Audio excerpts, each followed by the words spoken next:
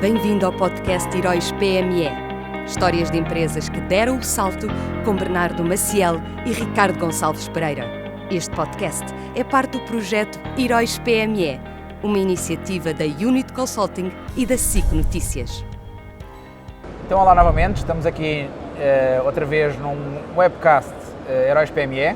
Hoje com o prazer de termos aqui o Miguel, que é um dos nossos heróis e alguém que nos traz não só a experiência de empreendedor, como a experiência em temas tão interessantes como a parte da inovação, como a parte de ser português a 100%, mas estar no mercado internacional, sendo uma pessoa que tem uma empresa com centenas de patentes registadas, com centenas de produtos criados, que aposta no design, que está fora de Lisboa e por isso alguém que claramente pode trazer aqui um testemunho muito interessante para nós que tentamos fazer crescer a economia portuguesa. Miguel, boa tarde. Queria começar por te perguntar porque estar aqui neste Portugal Smart Cities, sendo que a tua empresa claramente se enquadra neste ambiente e até que ponto tu achas que Portugal está a ir neste caminho das Smart Cities? Boa tarde, obrigado pelo convite. Bem, nós estamos aqui presentes porque a nossa empresa de facto tem produtos que estão completamente enquadrados dentro daquilo que é a panorâmica e o novo paradigma das Smart Cities.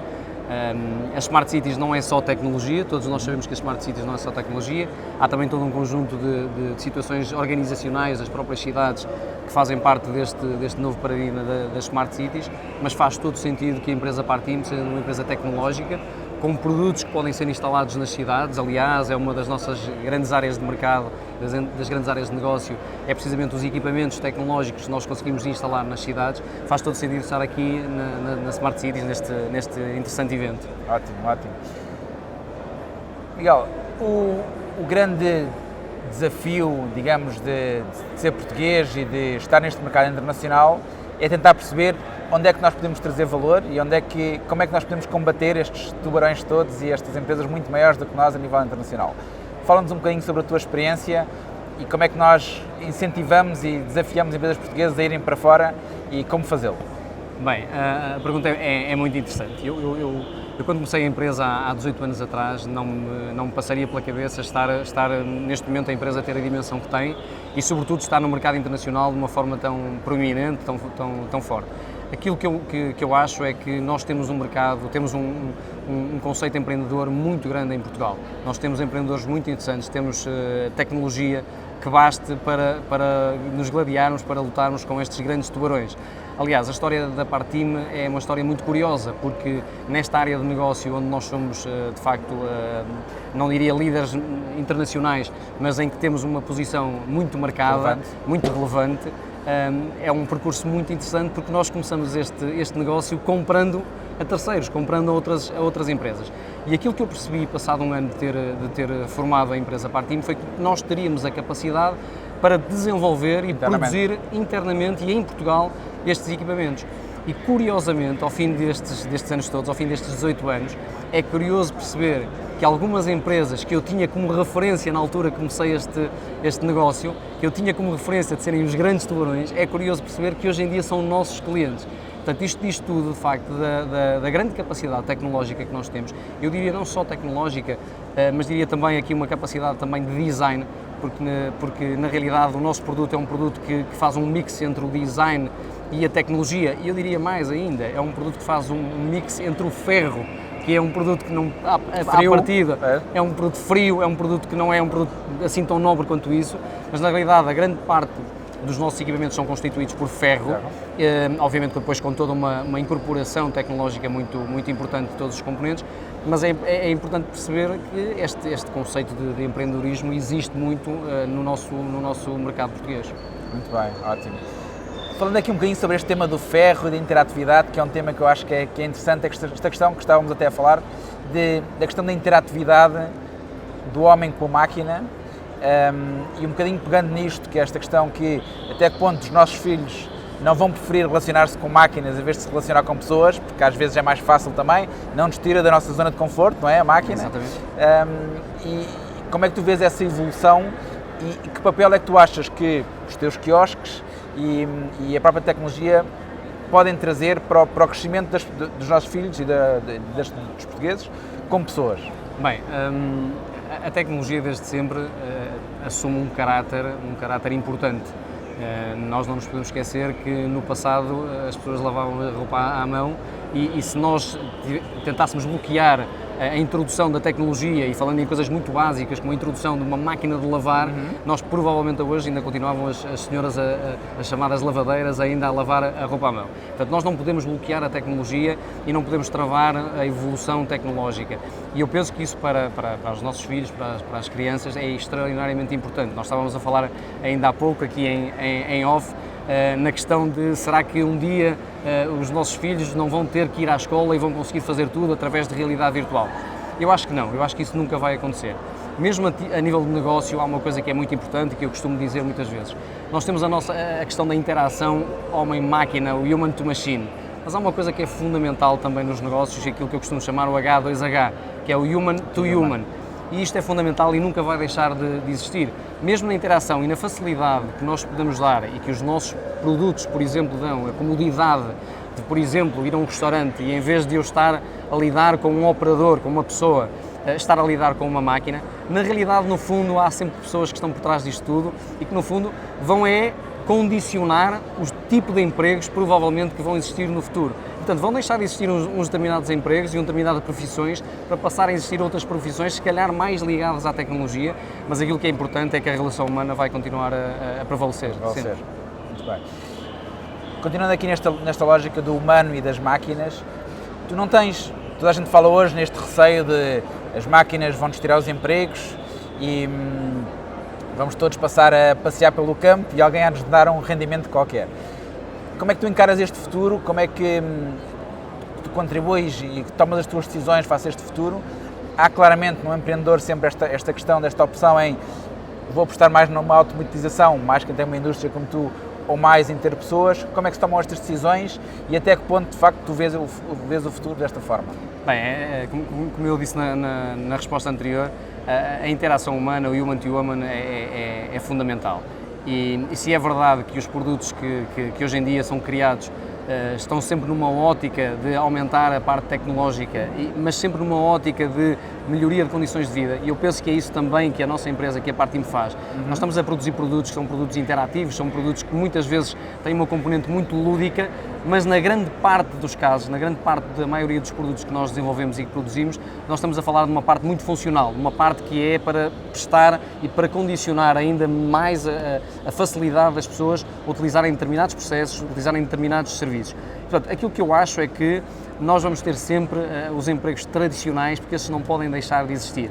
Agora, como eu disse na resposta anterior, há determinadas profissões que vão passar a existir, que não existem hoje em dia, há outras que nem nos passa pela cabeça hoje em dia que vão existir no futuro, há umas que nós conseguimos vislumbrar a médio prazo, mas há outras a longo prazo que nós não conseguimos vislumbrar, mas eu penso que o futuro é de facto risonho e esta parte tecnológica para mim, obviamente, tenho um grande carinho e acho que vai ser um futuro risonho.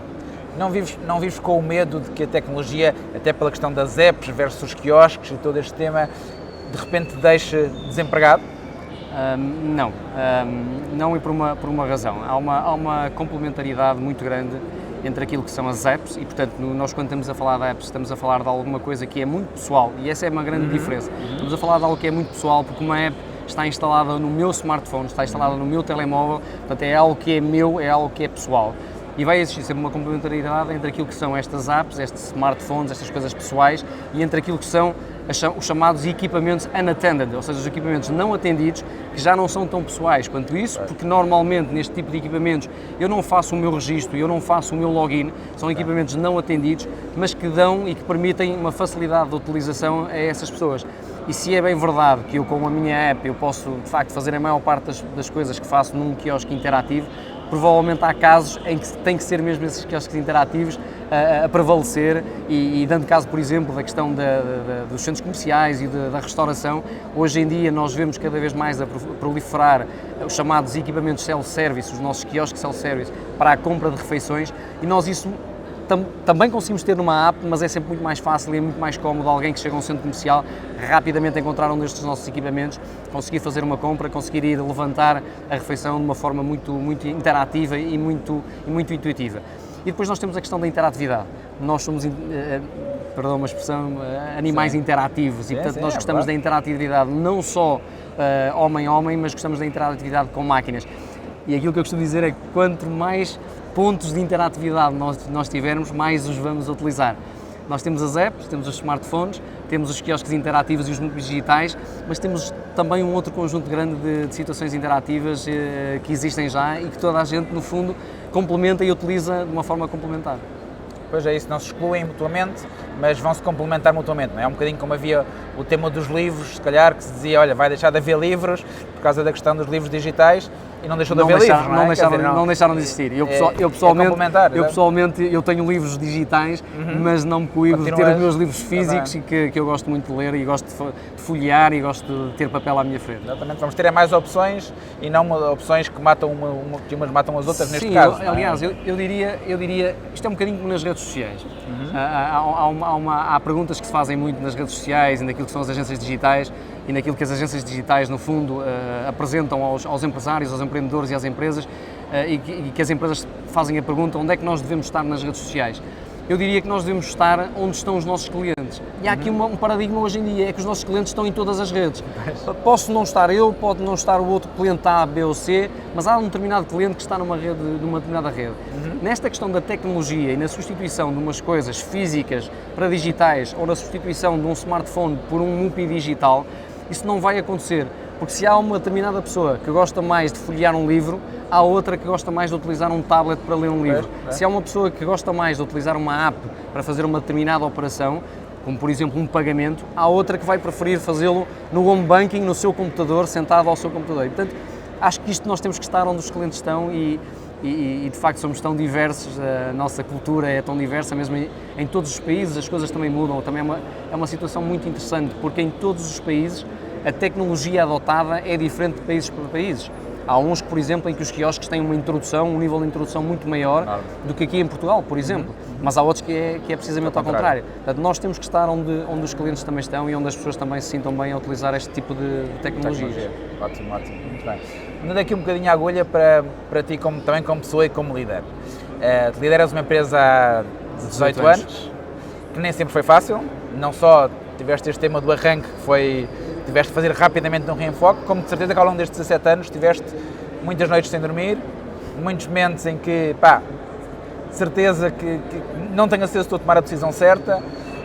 Falavas aqui recentemente numa entrevista da questão da solidão do líder, que é algo que eu também sinto e que também vivo, e que é o normal de um gestor, de um empresário, não é? Como é que tem sido esta experiência de ser líder ao longo dos últimos 18 anos? Bem, antes de mais é uma experiência fantástica na medida em que nós temos objetivos e eles podem estar mais ou menos definidos e eu costumo focalizar muito. Eu sou uma pessoa que gosto de focalizar, eu gosto de ver um bocadinho mais à frente e aquilo que tem acontecido é que claramente eu tenho conseguido atingir os objetivos que vou focalizando no passado. Esta questão da solidão é uma questão que existe, particularmente nas empresas que têm apenas um sócio ou que mesmo tendo outros sócios, esses sócios não estão presentes.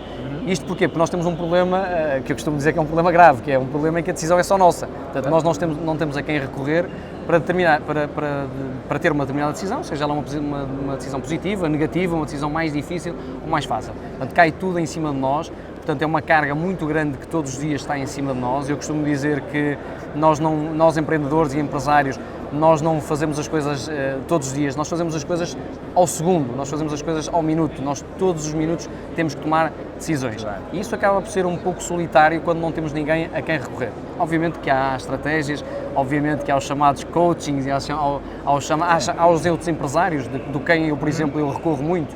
Eu regularmente faço normalmente são almoços, porque é um tempo que normalmente é um tempo mais morto e em que eu faço almoços com pessoas e com empresários que também estão nesta área da tecnologia e outras áreas também, e onde nós pedimos estas opiniões. Agora, obviamente que este percurso é um percurso interessantíssimo É interessantíssimo porque vamos aprendendo todos os dias.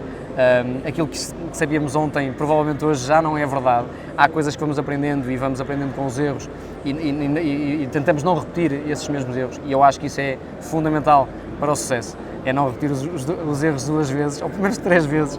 Há erros que nós tendencialmente às vezes temos que cometer porque por uma situação ou outra ainda acabamos por cometer 2 vezes o mesmo erro, mas eu acho que acima de tudo é uma jornada interessante. Eu dizia ontem também a uma pessoa que nem toda a gente nasce para ser empresário, nem toda a gente nasce para ser líder, é preciso ter algum perfil próprio para ser líder numa empresa, para ser um empreendedor. E muitas vezes passa por uma questão que eu faço muitas vezes, que é a questão da dúvida.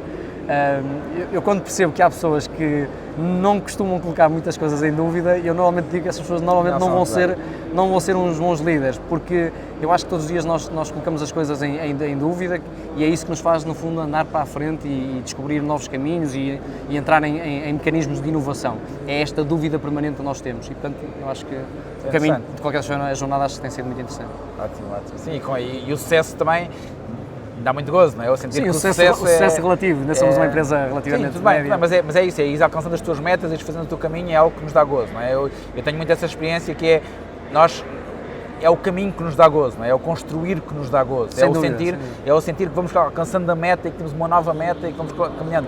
Tudo isso, esses desafios, pequenos desafios, são os que vão. Sim, é mais importante, muito mais importante a jornada, ou seja, é muito mais importante a caminhada do que provavelmente quando chegamos a um resultado. Exatamente. E esse também eu acho que é um dos segredos dos empreendedores e dos bons empreendedores, que é o sucesso não pode ser o ponto final. O sucesso tem que ser já um ponto de partida para outra coisa. Portanto, há um objetivo, conseguiu-se atingir esse objetivo, a primeira coisa a pensar é, ok, vamos lá ver o que é que vamos fazer a seguir, porque este objetivo já está cumprido, nós temos é que agora ir em busca de novos objetivos e nesta questão da inovação, e estando nós, por exemplo, numa área e num setor que está muito ligado à tecnologia, a tecnologia muda todos os dias, ela não muda de 2 em 2 meses, ela muda todos os dias. Portanto, se eu atingi hoje um objetivo, e que provavelmente foi um objetivo que eu atingi, por exemplo, mesmo em termos de inovação, significa que no dia a seguir vai haver outro. Já não é inovação, já não é um produto disruptivo, já não é um serviço disruptivo, e portanto eu tenho que procurar novos serviços e novos produtos que sejam inovadores. Um outro tema também que eu acho muito interessante no caso da tua empresa e do teu percurso é, tu estás numa empresa de tecnologia, mas fora dos grandes centros urbanos, tu estás fora de Lisboa e do Porto, que é onde teoricamente se concentram todas as inovações tecnológicas. Isso para ti é uma desvantagem, é uma vantagem? Como é que vives isso? Não há muitas situações em que eu considero uma desvantagem, sinceramente. Eu considero uma desvantagem quando percebo que há determinados negócios e percebo que... Estamos a falar aqui em Portugal, vamos falar aqui em Portugal. Sim. Portanto, nós estamos em Vila Nova de Famalicão, uma terrinha, uma cidade, o terceiro concelho exportador, no norte do país. E eu sinto só poucas vezes que, de facto, poderíamos estar aqui e talvez com outros resultados. E é nomeadamente nas situações em que percebo que algumas decisões se tomam-se mesmo em Lisboa e isto é um facto e tem que ser transmitido, tem que ser dito. De qualquer das formas, o nosso mercado não é só um mercado nacional, nós temos também um mercado internacional e que é uma grande parte da nossa empresa em termos do volume de faturação e da quantidade de produtos que nós vendemos. E aí não causa nenhum problema, porque sinceramente, para alguém que está na Alemanha, na República Checa, na Colômbia, é completamente indiferente se eu estou em Lisboa ou se estou em Vila Nova de Famalicão, porque para eles Portugal é um país pequenino, que está aqui na ponta do sul da Europa, e, portanto, é isso que acontece. Agora, há casos em que de facto aqui em Portugal isso se nota, é algum handicap, nós procuramos resolver essas questões estando permanentemente também aqui em Lisboa, com os nossos comerciais, com as nossas equipas, e conseguimos de facto também aqui em Portugal ser líderes de mercado incontestáveis neste setor de atividade. Sim. Ótimo, muito bem mesmo. Olha, alguma coisa alguma mensagem que tu gostaste de transmitir para a comunidade empresarial, para quem se calhar já é um herói e que não se vê como herói, e também falas muito desta questão do empreendedorismo e deste sempre chamado, o que é que tu dirias a um empresário que está neste momento a pensar se afinal deve ser empresário ou não deve ser empresário, que desafios deve enfrentar, vale a pena ser empresário e que mensagens é que gostarias de dar? Bem, eu nem me atrevo também, a pergunta ainda bem que é feita dessa forma para os jovens empresários e para os novos empreendedores, porque a minha idade eu acho que não me atrevo sequer a estar aqui a dar conselhos a pessoas que já têm empresas solidificadas e empresas com grande sucesso. Eu parece-me que posso ter aqui alguma coisa a dizer relativamente aos jovens empreendedores. E aos jovens empreendedores eu digo algo que é básico, que acho que é fundamental para se começar um negócio. Não é preciso ter só um produto, é preciso conhecer muito bem o mercado. E eu digo isto não o tendo feito, porque de facto eu lancei-me nesta aventura de ter a empresa Partim e foi uma das situações desta questão dos heróis PME, em que houve aquele fracasso inicial. E eu comecei precisamente para vender um produto que hoje nem sequer faz parte dos produtos que nós vendemos dentro da nossa empresa, mas esse fracasso foi precisamente porque eu não fiz um estudo de mercado.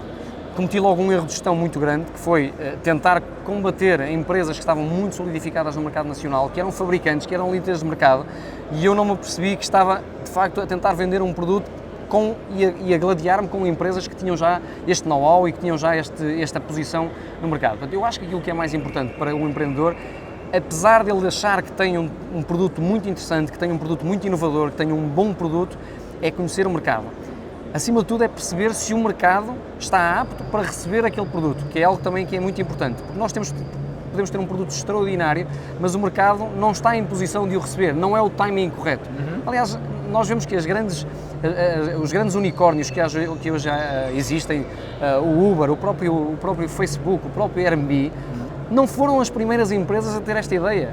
Já tinham existido outras empresas a ter esta ideia, mas que tinham chegado muito cedo. Reparem, o Airbnb, especialmente o Uber, já tinha existido empresas a tentar fazer este negócio. Mas tentaram fazer este negócio numa altura em que a tecnologia e, sobretudo, as comunicações e a internet não estavam ainda solidificadas e massificadas. Ora, como é que um Uber ia funcionar se eu não conseguisse aceder ao meu telemóvel e de uma forma rápida conseguir fazer a chamada de um carro? Portanto, aquilo que eu digo aos jovens empreendedores, eu acho que é o fundamental, é perceberem de facto se têm um produto interessante, mas conhecerem o mercado. E depois, uma coisa que eu digo muitas vezes, porque de facto faço várias mentorias a jovens empresários e acho que também é extraordinariamente importante. Muitas vezes os jovens empresários e os jovens empreendedores acham que têm um produto que é o novo unicórnio ou que é o suprassumo e que é muito inovador.